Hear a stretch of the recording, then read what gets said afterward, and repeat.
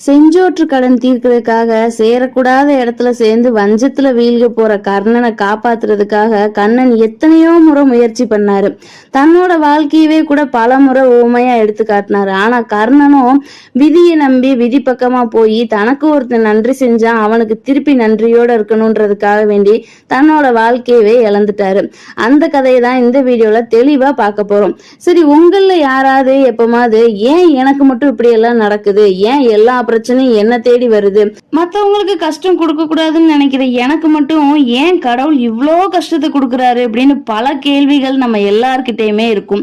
அது எல்லாத்துக்கும் ஒரே பதிலா கடவுள் நம்மளை சோதிக்கிறாரு அப்படின்னு நம்மளே நினைச்சுக்கிருவோம்.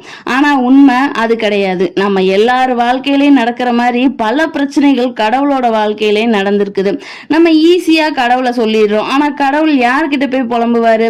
மகாபாரதத்துல வர்ற குருஷேத்திர போர் பத்தி எல்லாருக்குமே ரொம்ப